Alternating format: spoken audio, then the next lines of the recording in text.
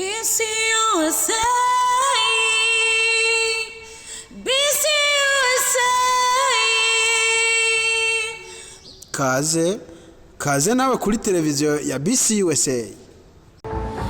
Nuko turabahaye kaze nshuti bakundwa mudukurikirana kuri BC USA online TV.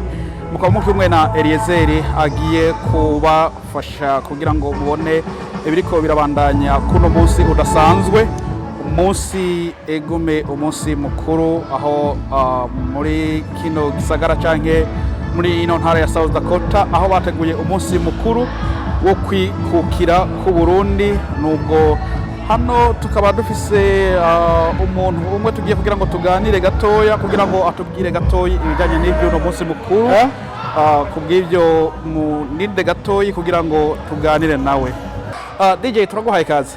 Sante, murakoze cyane. Sawa, nukuvuga yuko uno munsi ndabona yuko ibikorwa ufise ibikorwa bidasanzwe, mbega uno munsi muri hano kubera iki? Uno munsi nkuko musanzwe mubizi mwamaze kubona ngaho inyuma dufise idarapo ry'u Burundi, hanyuma tukaba dufise umunsi mukuru wo kwigina igihugu cyacu cy'u Burundi haheze imyaka 60 cikuye ko babandi mutayobewe. Sawa, murakoze cyane.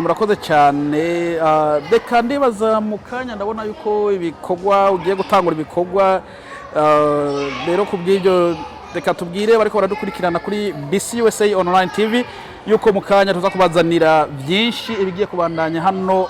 Murabona ko haraba hano kuvuga yuko bateguye ibintu bimeze neza. Kubw'ibyo rero dutangure gushimira bariko baradukurikirana hirya no hino. Turaza kubashikiriza ibiza kubandanya mu kanya kari imbere. Murakoze.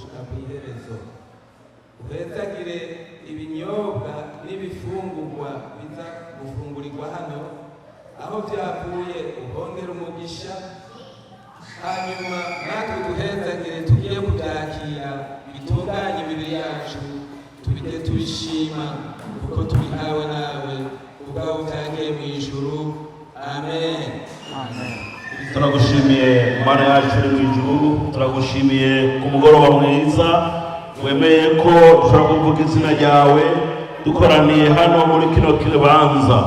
Ibisigaye uyu munsi urawuzi, niwe wawutoranije kugira ngo aba bantu bakoraniye hano twibuke umunsi wo kwikukira kw'igihugu cyacu cy'u Burundi.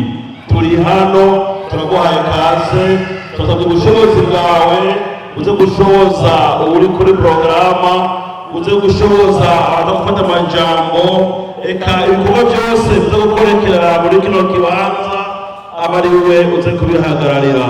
Turaguhaye kaze, turasabye ubushobozi bwawe bwa mwemu yera uze kuba hano mwami. Bisigaye turangize dukwereka ibiryo biza gufungurirwa hano, turabihumanuje, turabisabiye, wongere mwami uze kubihezagira, abaza kubirya bose bize kudutemba neza, tugubwe neza muri byose, ni mu izina rya tuyisabye, amen.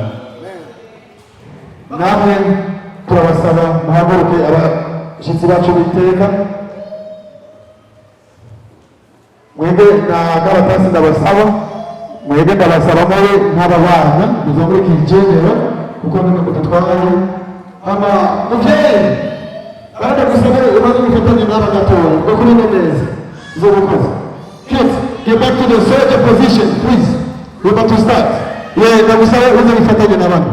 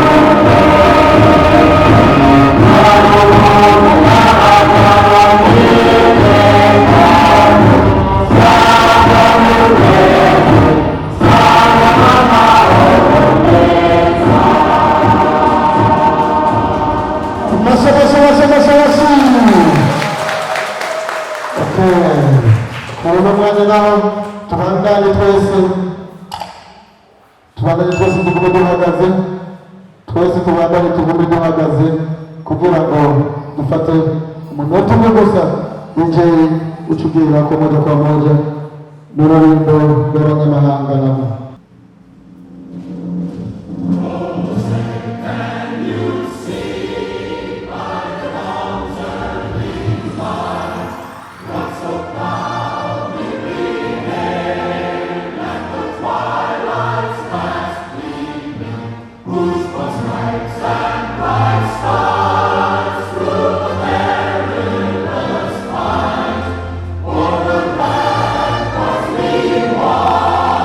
Was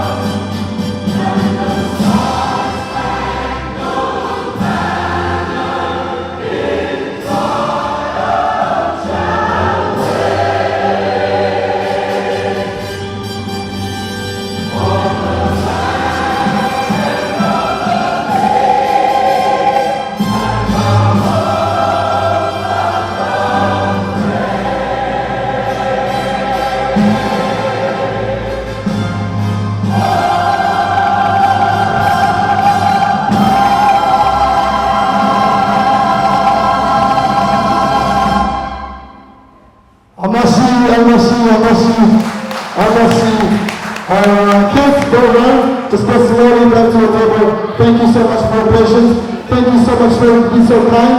And God bless your kids. Yuko tubandanya na programu gusa nyebure ijya misore imiyabaga yacu y'inyuma ziyandara zose ziri zinyura babakebure gusa n'umusore hanyu mu gihe tuba turaririmba indirimbo z'igihugu muze murazubahiriza zirafise akamaro kanini kuko ejo muzi uzora nde ariwe ikintu mutamara kuba kutubwira kera yuko iyo ko aririmba indirimbo z'igihugu bakakubona gusa ugiye no kwiyaga n'urusoro warabukubitwa n'abajenerali cyangwa abasorekare abasoda baba bari ngaho kwa hiyo tuze tumubahiriza izi ndirimbo zirafise akamaro wasiga ubuzima bwawe kubera uburundi gusa ugasura uburundi bw'imyaka itanu butwaye ubuzima bwawe bw'imyaka 99 rero icyo kintu tuze turakiraba amabasi reka tubandanye na porogaramu yacu uno munsi tubandanye na porogaramu tugishyize mu mwanya wo guha kaze superezida nakunze kama kumutima uri gatoyu bisutore benitwaro intwari urambimara naco no kuwangwifurije byinshi murambuzagarare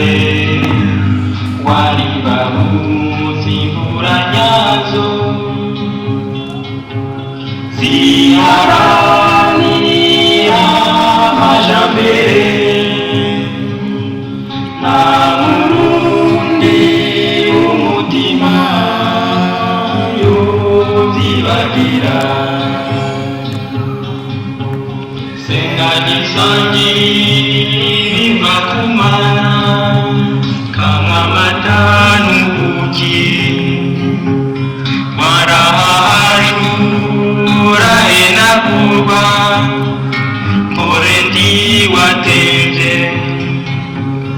iyakuremye nikuzigame nuzogwe misanganya nurambusagarare waribaruzi imvura nyazo ziharanira amajambere na murundi umutima yovyibagira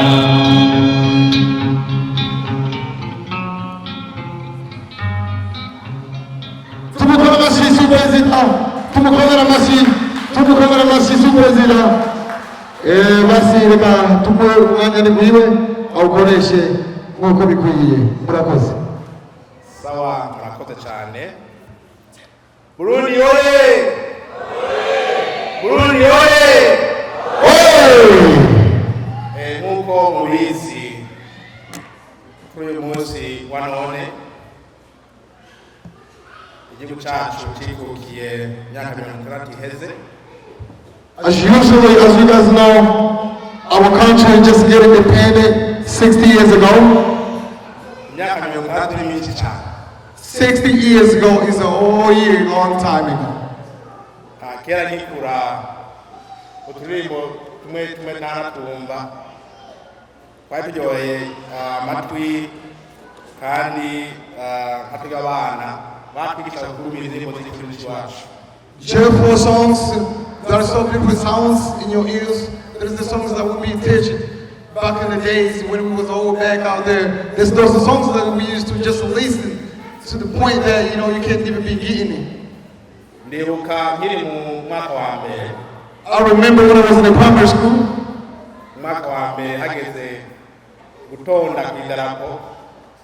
The time at the primary school when it gets to the point that we're gonna sing the national songs to make pop the flag.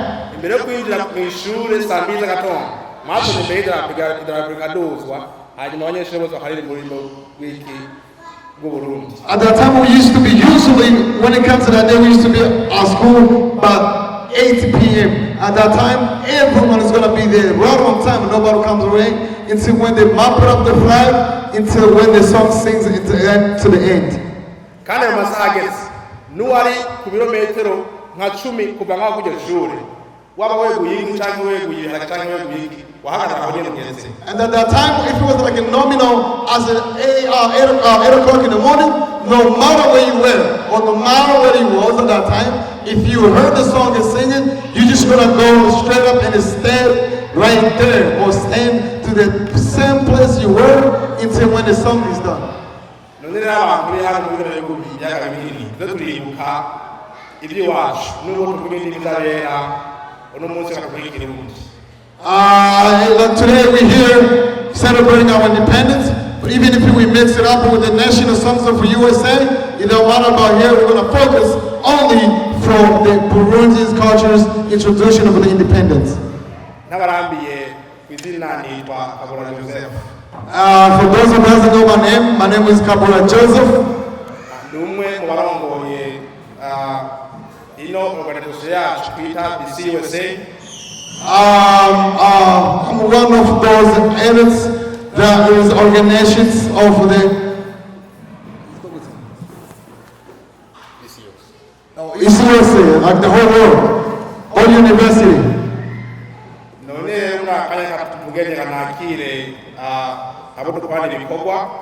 And at this point or this moment, I'm going ahead and welcome those that we are together in this, or my partners. We do have the two nation committees. The one partnership that we have is those that are creative commissions. And then also we have a division. But those all community, we all work together as a partners.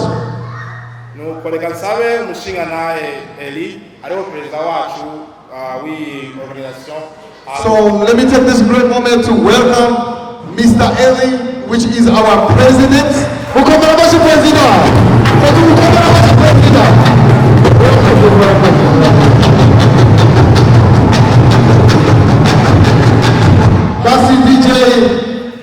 Basi DJ, tuanda. Nuko nanje niko ndavuga hano ni jewe mukurikira vice president wiwe.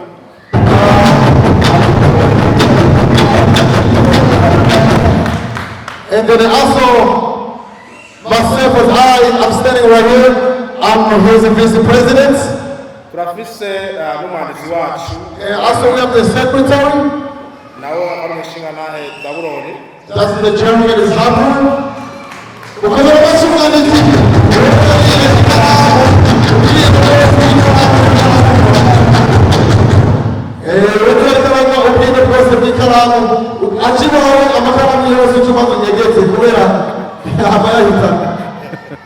Turafise kandi n'umukenyezi dukorana muri ico gisata cacu yitwa finance.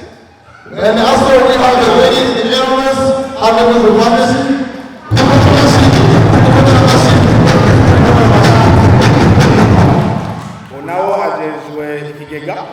And then also she is one of the economy. So if you got money and if you're that person that always put money somewhere, if she comes to your house, she's gonna take all the money. So when you see her coming to your house, you're gonna put your money in the bank account.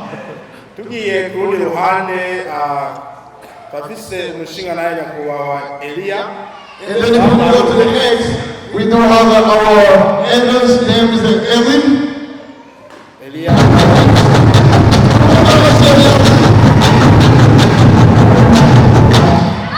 Turafise n'umushinga naye yitwa Eliakimu akaba ari utegera ciwe. And then also we have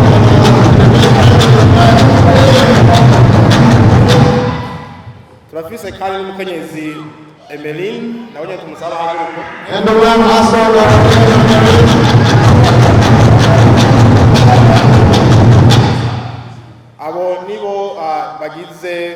BCUSA komite ya hano muri South Dakota ya muna yacu ya South Dakota. So all the areas you guys can see up here, there is another, they look so beautiful, so gorgeous. Those are the only one that is in a commit and a partnership that we work together. Aya muri kono kanya reka nshikiriza ijambo perezida wacu nkuko twabiteguye. And then at this moment, I'm just going to go ahead and pass the word to the big president. And we're going to ask him to come up here.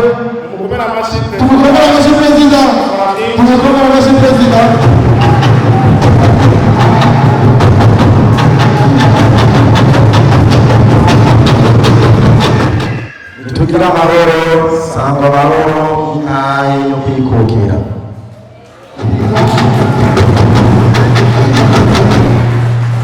Urababundira manze shimira Imana yo mw'ijuru ku munsi nk'uyu twashitseko aho twibuka Uburundi bwikukiye imyaka ishika 60.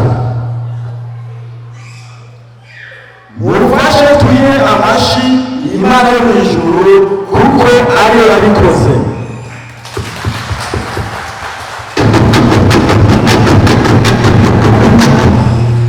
Izina ry'abanyeshirahamwe ba BCUSA ntiriteka ntange ryo kwakaze abarongozi bari hano uno munsi, abakozi b'Imana bifatanije natwe, abanywanyi b'ishirahamwe ba BCUSA eka n'abashitsi bicaye nawe biteka tubahaye kaze kuri uno munsi ukuntu bifatikanije natwe umunsi wo kwikukira ku Burundi bwacu.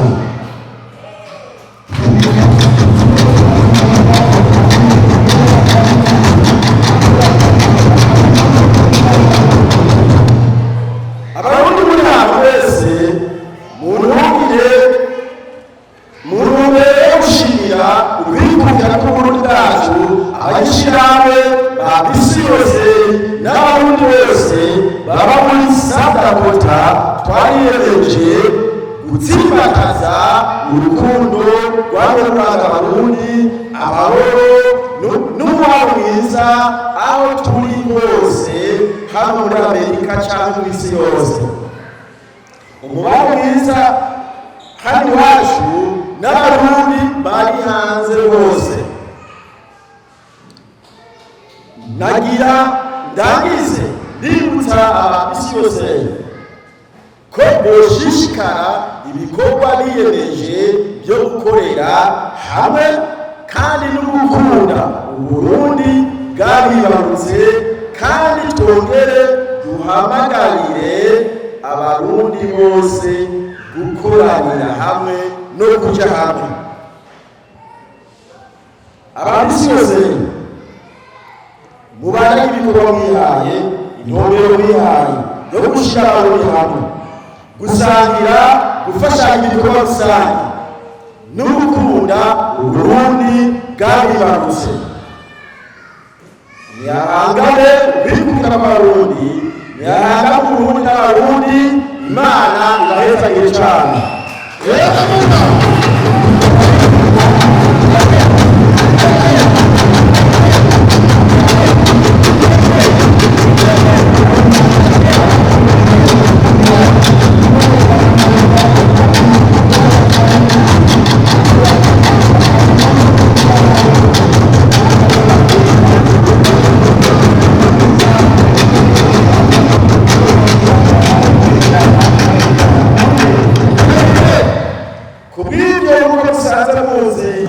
Uburundi siko yonyene buri muri East Africa Community. Yabuko musanzwe mubizi Uburundi ko atari bwonyene. As you guys know, Norwegians is not the only country that is independent. We have a partnership with other countries. We have the East Africa community. And then we have an East Africa community. Muri East Africa community, in our East Africa community, umushitsi w'iteka, we do have our host of East Africa. From Sudan, British Area.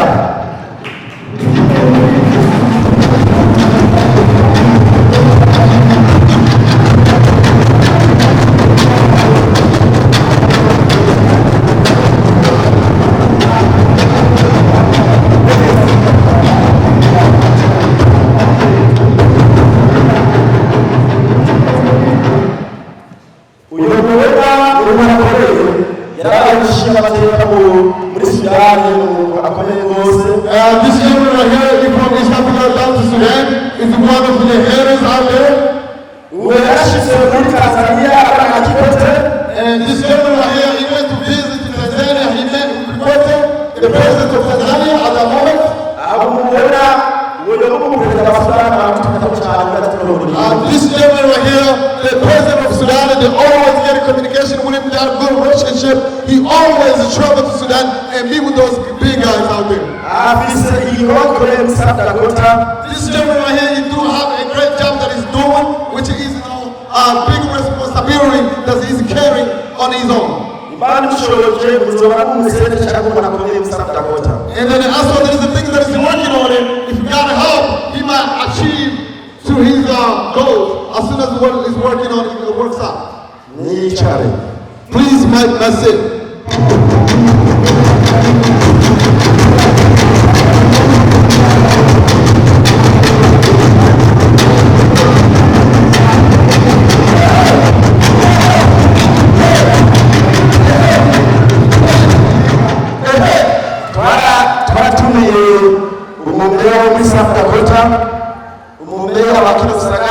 And then also we have a chance to invite the mayor of South Dakota. But and by chance, but lucky is in Iowa right now. If he thinks good, he might show up here today. He could be with us. And then also, if he didn't make it, he said great to you guys, and he is with you guys. And then in Burundi looks like we got the good. In America, you guys got a good relationship. Get into it.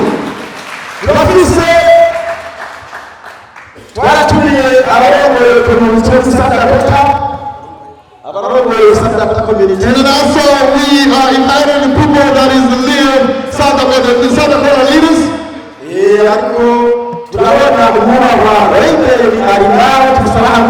And then we see Mr. Rogan is one of those guys, so he's going to ask him to stand up, and you guys give it up to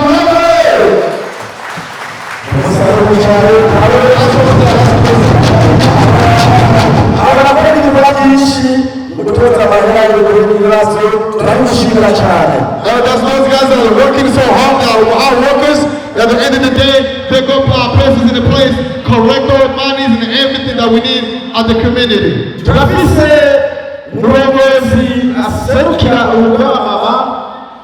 kuko nabo barashoboye muri kino gisagara bakora ibintu byinshi natwe turabashigikira. And also we have one of the ladies and leaders, those ladies that do too much, they're working so hard, so we invite one of them to be here with us. And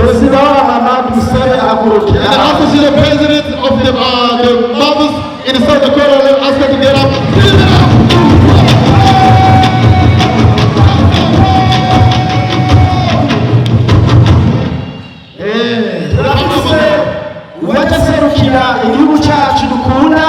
And also we have one of the leaders that represents our country that we love the most.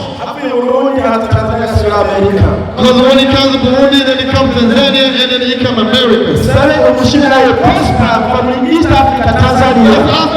Mr. Prosper that came from the East Africa, give it up to Prosper!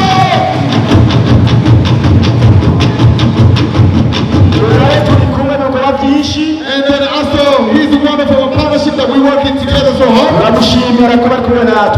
then we also, we proud to have you, and we love you to be with us. And also, we have our leader from Congo. And then we're going to ask him please to stand up, please.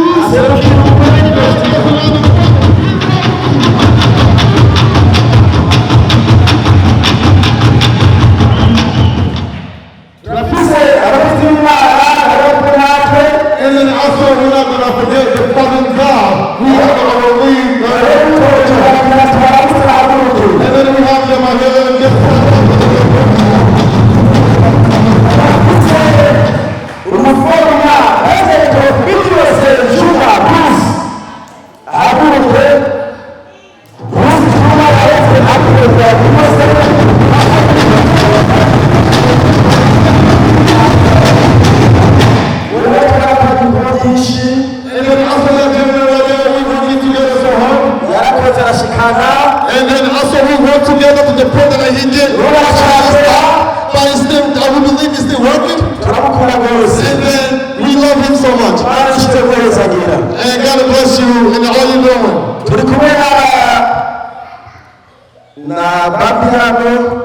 then also we have our brothers from America. Did I say that?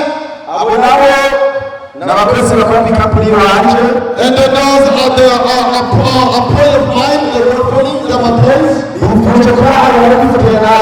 So I tell them about this event and they say, ask them to get up. And so they give it up. You guys go. I'm a problem.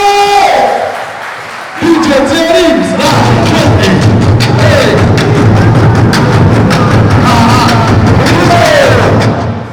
So, it looks like the time is running around. And then also we are hungry. We gotta keep it. Now we want to be welcome. And there is our advisor. So the one that what he's gonna do is gonna tell us the history of our beloved country. Our beloved is gonna read the history in our mother language, our motherland language.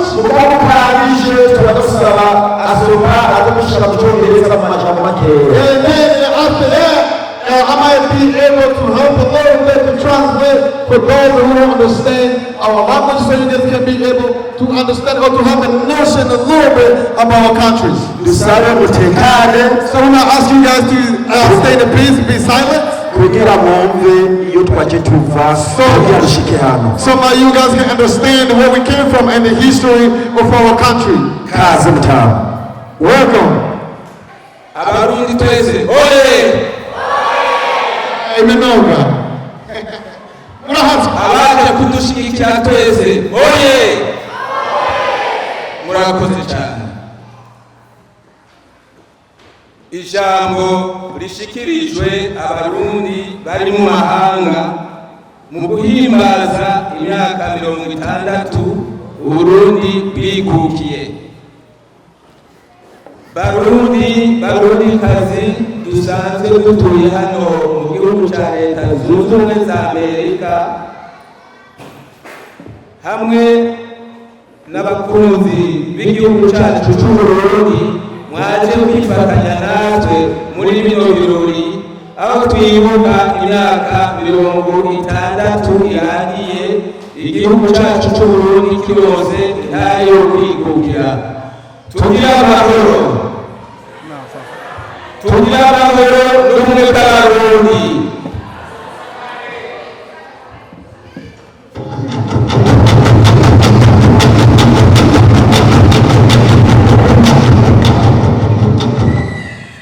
Imyaka 60 irarumanye kuva Uburundi buronse intahe yo kwikukira. Hari kw'igenekerezo rya mbere mu Kakaro mu mwaka w'1962. Imbere ya byose twanze gushimira Imana y'ushobora byose yabungabunze Uburundi hamwe n'Abarundi bose aho baherereye ku isi muri iyi myaka yose iheze. Iteka no kunazwa byame kuri wewe mwami Mana yacu. Kubw'izina y'Abarundi dutuye hano muri aka karere ka Amerika, ntawe reka gushimira abitangiye intare yo kwikukira k'Uburundi duhereye ku muganwa Rudoviko Rwagasore yemeye gutanga ubuzima bwiwe hamwe n'umuryango wiwe kugira ashikire kuri iyi ntsinzi. Turashimiye kandi n'abandi bose bagize uruhara kugira iyi ntsinzi iboneke, abitavye Umuremyi n'abakiriho, abazi n'abatazi. Turasabye Imana mushobora byose izobasubize mu ndumane. Kuri uno munsi rero twibuka intahe yo kwikukira kw'igihugu cyacu cy'Uburundi. Uwitwa zina Burundi wese turi kumwe hano ategerezwa gukubitiza agatima mpembero ku rukundo ku gihugu ciwe. Ibyo bigaragara mu bikorwa byiwe aterera kugira Uburundi bwacu bogorowe. Buri muntu wese afata akarorero ku muganwa Rudoviko Rwagasore yitangiye incungu yo kwikukira hamwe n'icungu ya demokarasi nyakubahwa Melchior Ndadaye bo bitangiye igihugu cyacu. Ku batabizi twobibutsa ko abo bose babiri bari bize hanze y'igihugu, ariko abo bari bose biyumvira uko botanga intererano ku gihugu cyabo cyabibarutse. Nico gituma mu bikorwa byacu bya misi yose dusanzwe twangurira hano mu gihugu cya Amerika twokwama twibuka guterera agacumu kumwe kugira igihugu cyatwibarutse gitere intambwe na cyane cyane mu iterambere.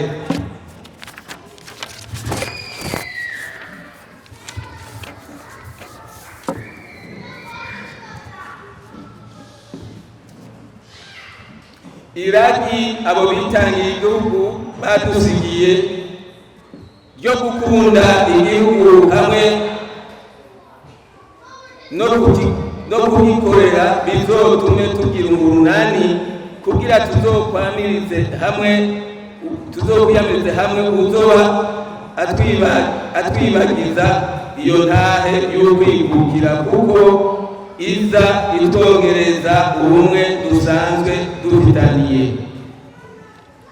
Nico gituma ataworeka gutera akamo kugira tubwire abana na cyane cyane urugwaruka ruriye hano muri Amerika rwo Burundi bw'ejo, kugira rumenye ko igihugu ari ingabire idasanzwe iva ku Mana. Ibyo murabizi, na cyane cyane twebwe turi hano murazi ko twaciye mu bihugu byinshi kubw'intambara zari mu gihugu cyacu. Turizera ko mwese muzirikana umuntu uwo ari we wese kugira ashike hano yazungurutse henshi. Ni naco gituma mwobama mukubita agatima mpembero kugira mwambe muterera agatima ku gihugu cyacu, na cyane cyane mu gufasha kugira ibyabaye ntibizosubire gushika.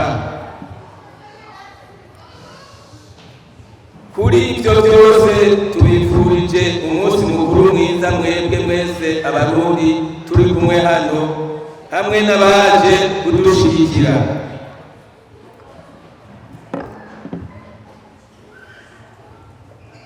Uko twama twibuka uno munsi buri mwaka ku igenekerezo rya mbere mu Kakaro, n'akaryo ntangere ko gutereza amaso inyuma kuri kahise k'igihugu cyacu, na cyane cyane abakuze mukagerageza kuganira hamwe no kuyagira abana banyu iby'igihugu cyacu, kuva mu ntwaro ya cami turi mu ntwaro y'abakoroni, inyuma y'intwaro y'igikoroni, kugira naho turi hano twame tuzi iby'igihugu cyacu.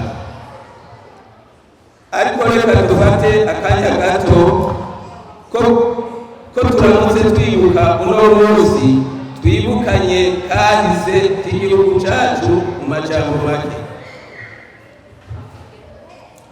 Ku ntwaro ya cami, imbere y'uko umukoroni aza mu gihugu cyacu, Uburundi bwari bwitunganije. Abenegihugu bari bafise uburenganzira bwo gushikiriza ivyiyumviro vyabo, barafata ijambo kandi bakumvirizwa, bashikirije ibibabatiye bakaronswa inyishu. Abafitaniye amatati ubutungane bwarabatunganiriza. Muri ivyo bihe basokuru na basokuruza bacu bari bafatanye mu nda kandi bagana rimwe. Iyo batewe n'umwanzi bamugwaniriza hamwe, uko niko batunganya umutekano wabo. Ikitibagiwe nuko bubahiriza ubuzima bwa kiremwa muntu kuko ari katihabwa.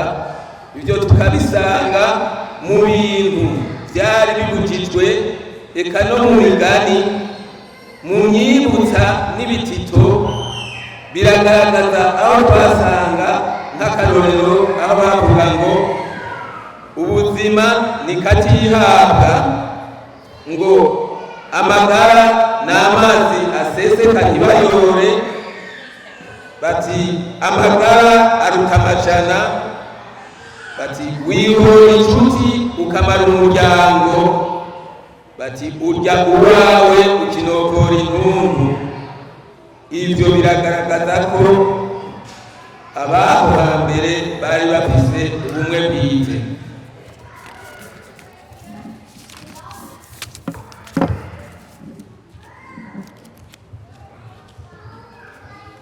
Ku ntwaro y'igikoroni hari ibyo bakoze byiza n'ibindi bibi, aho twovuga nko ku ntwaro yaba iy'Ababirigi canke iy'Abadagi. Abakoroni baratse ijambo hamwe n'ubutumwa, hamwe n'ubutware abatwara igihugu muri ico gihe. Barafatiye na bene igihugu ingingo zibarenganya, zikongera zikabanyaga ibyabo. Ibimoko abarundi bakubiswe ico gihe ntako twobivuga, aho aborozi bategerezwa gutanga amagi n'amasoro. Reka tugarukire aho, ariko ku bantu bari ico gihe bashitse ku ntahe yo kwikukira, bariruhukije bikwiye. Mugerageze mubitahuze abakiri bato bari hano. Ico twobibutsa nuko kugira intahe yo kwikukira tuyishikeko ntibyoroshe na gato, kuko hari abavuga ko hataragera kugira twikukire. Hari n'abandi bakorana n'abakoroni kubw'inyungu zabo, bavuga ko hataragera ko twikukira. Ariko umuganwa atari umugani, Rudoviko Rwagasore hamwe n'abandi b'umutima ntibaderukiwe impera n'imperuka, barikura ako kagaye n'agasuzuguro. Iyo ntahe yo kwikukira rero yarerekanye ko Uburundi bufise abahungu n'abakobwa bakerebutse, kandi ibyo turabisanga no mu ruririmbo ruhayagiza igihugu cacu. Zina Murundi wese turi kumwe hano, aka niko karyo kugira buri muntu wese yigira inama y'imigambi yokora kugira dufashe uko dushoboye igihugu catwibarutse gutyo gitere imbere. Naho turi hano muri Amerika, twame twibuka guterera agacumu kumwe ku gihugu catwibarutse. Eka n'icivugo cy'igihugu cacu kiratwibutsa, bavuga bati ubumwe, ibikorwa, amajambere.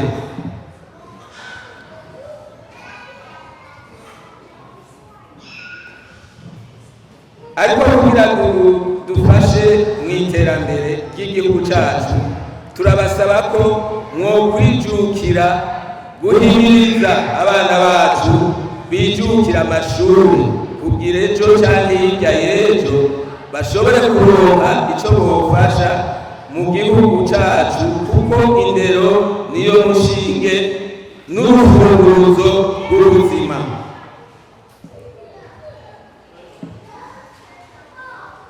icyo kivugo kiduhamagarira aho tuba turi hose kwitanga tugakora gufatana mu nda ndetse tukiteza imbere ariko tukaba twibuka mu byo dukora byose intererano ku gihugu cyatwibarutse. Dufashe kano kanya kugira dushimire mwebwe mwese mwashitse hano kugira twifatanye n'abarundi bose baba abari i Burundi eka n'abandi mu bindi bihugu mu kwibuka ino ntara yacu yo kwikukira kw'igihugu cyacu.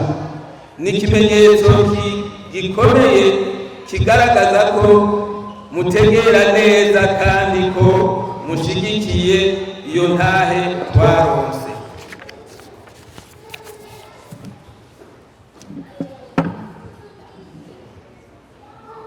Barundi kazi, icyo twobasaba nuko niyo twava hano tugasubira muhira iyo twaje tuva, muze muyagire ibibondo byanyu iby'uyu munsi.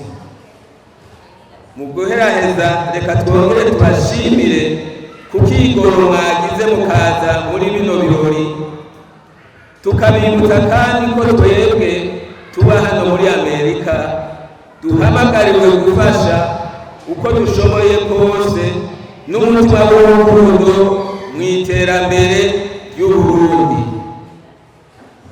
Twongeye kubifuriza kandi umunsi mukuru mwiza mwese. Imana ihezagire Uburundi n'abarundi aho bari hose. Murakoze.